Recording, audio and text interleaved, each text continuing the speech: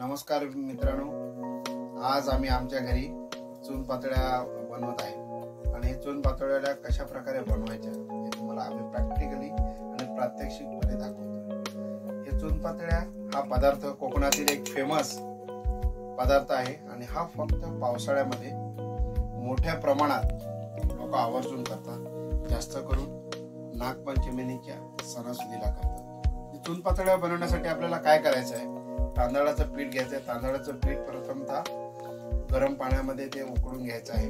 त्यानंतर आपल्याला चून घ्यायचं आहे। चुनामध्ये काय खोबरं घालायचं आहे, खोबऱ्यामध्ये गूळ घालायचं आहे, वेलची घालायची आहे, सूंठ पावडर वगैरे घालायची आहे आणि हे मिश्रण आपल्याला तयार करून घ्यायचं आहे। हे मिश्रण तयार केल्याच्या नंतर मेन म्हणजे त्याला हळदीच्या पानावर आपलं जे तांदळाचं पीठ घेतलेलं आहे त्याला लावून त्याच्यानंतर त्याच्यामध्ये सुरण पूर्ण मिक्स केलं पाहिजे। मिक्स केल्याच्या नंतर त्याला पूर्ण ह्या प्रकारे पॅक करायचं आहे। पॅक केल्याच्या नंतर त्याला कशा प्रकारे पूर्ण बंद करायचं आहे ते बघा। पूर्णपणे ह्या टाइप मध्ये तुम्हाला बंद करावं लागेल।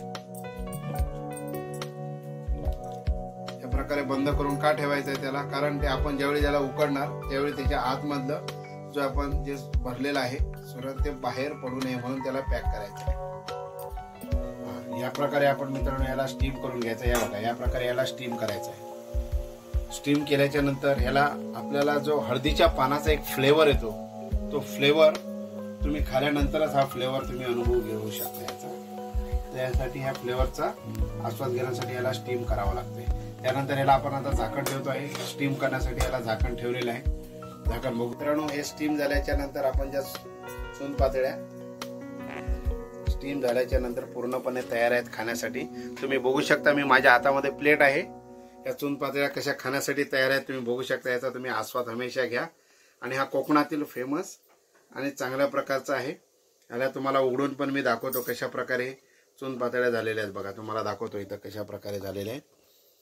खाण्यासाठी किती सुंदर आणि योग्य असे झालेले आहेत। याला याप्रमाणे पूर्णपणे खोलायचं आहे। खोलल्याच्या नंतर तुम्ही ह्याच्यात बघू शकता चून एकदम तयार झालेलं आहे, सगळं पूर्ण खाण्यासाठी परिपक्व झालेलं आहे आणि या प्रकारे तुम्ही याला खाऊन याचा आस्वाद घेऊ शकता। कारण हळदीच्या पानांचा जो आस्वाद आहे, मी तुम्हाला हे पुन्हा पुन्हा का सांगतो, ती टेस्ट आणि वेगळीच आहे। म्हणून म्हटलं ह्याला कोकण मेवा म्हटला जातो। हा कोकणातला मेवा आहे आणि फक्त पावसाळ्यात याला बनवतात। आणि असे नवीन व्हिडिओ तुम्हाला जर पाहिजे असतील तर माझ्या चॅनलला सबस्क्राईब करा। माझ्या चॅनलचं नाव आहे संतोष पारधी ऑफिशियल। कोकणी माणूस आहे आणि फक्त तुमच्यासाठी व्हिडिओ बनेल। जय महाराष्ट्र, जय हिंद।